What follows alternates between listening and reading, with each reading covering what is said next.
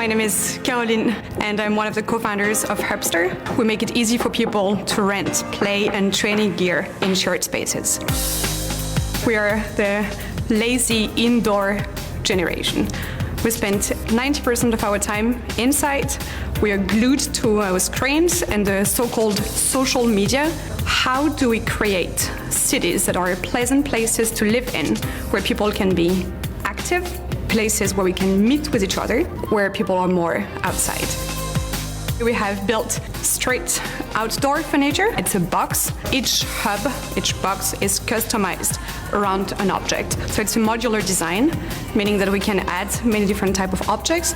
People have an app, and then they can see where the different hubs are located in the public space. And then when they stand in front of a hub, all what they have to do is to press on a button to open the door and get access to the objects they can play.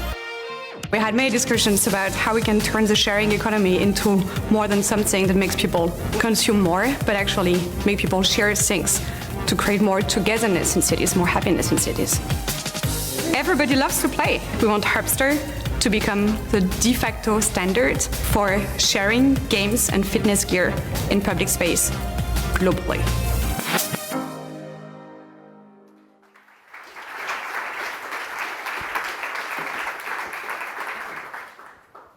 Hello, my name is Caroline, and I'm a co-founder at Hubbster.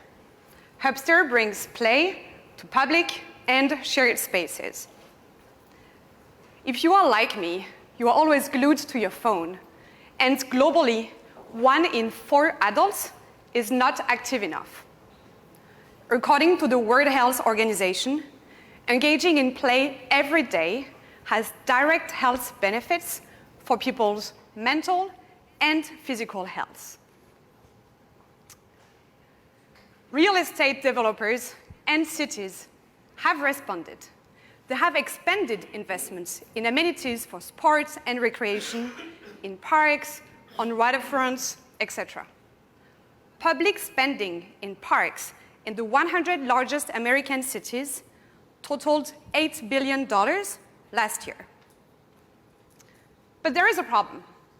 We have great publicly accessible spaces and more new infrastructure, but people cannot play or train spontaneously. Exercise equipment simply isn't available to all.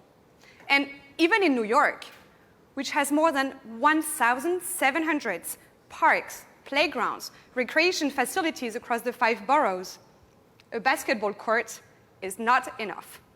You need a ball. That's where Hubbster comes in. Hubbster makes it easy to add play and training gear to any shared space, whether public or private. We are the last mile for sports and recreation in cities, and we connect people around playful activities outdoors. People use the Hubbster app to see the different available activities on a map. These activities include, for example, basketball, volleyball, soccer, TRX, ping pong, and my favorite game, bocce. Similar to renting a shared bike or an electric scooter, when standing in front of a hub, people use their phone to unlock the shared box, and they can borrow the objects they need. The app can also be used to connect with other potential players. We use technology to support real-life social networking. And we offer the best designed play object in each category that are carefully curated, because we believe that creating high-value offline experience that connects people is the best way to delight them in our always-on, hyper-connected society. We use patent-pending technologies to keep track of the object and who uses them. And it is very easy to add our hubs to a new location because we don't need Wi-Fi or power. Once the hubs are installed, people download the app and they can rent equipment either on a monthly subscription basis for $11 a month or a pay-per-use basis for $4 a game on average. We are already operating in Copenhagen and in Paris, where we get access to signature location in the City of Light, promoting sports and play for all at the dawn of the Olympic Games. and people love the solution. Our most active users are making Hubbster part of their routine, using the hubs twice a week. We have LOIs for 200 hubs in Europe, and after 4 months in the US, we are very proud to announce partnerships with some of the highest profile recreational destinations in the country, including Domino Park and Cornell Tech University on Roosevelt Island.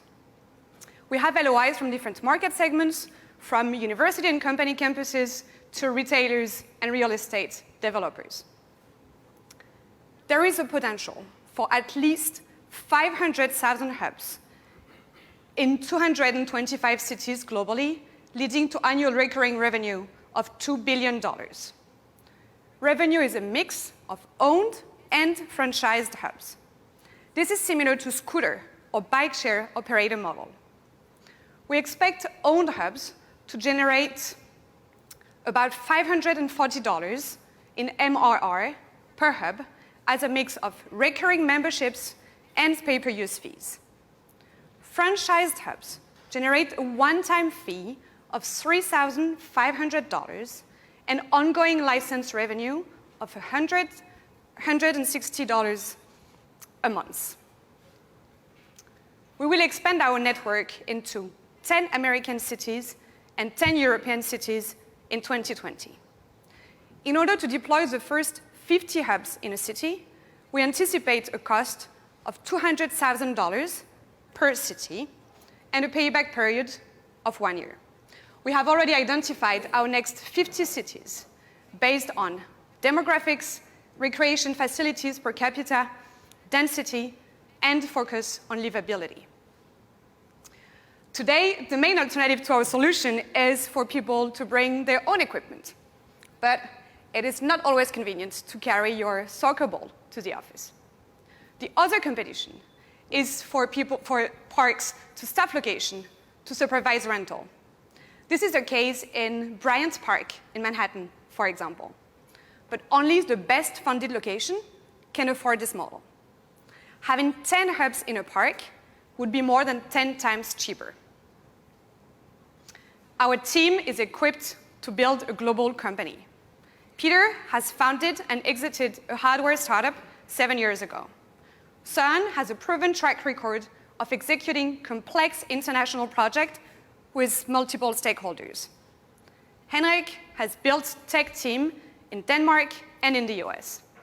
And I have been working for 10 years as a consultant, specializing in urban innovation, so I know our clients' needs really well. We are looking for partners to help us install 1,000 hubs in 20 cities, facilitate 500,000 games for 100,000 people in 2020.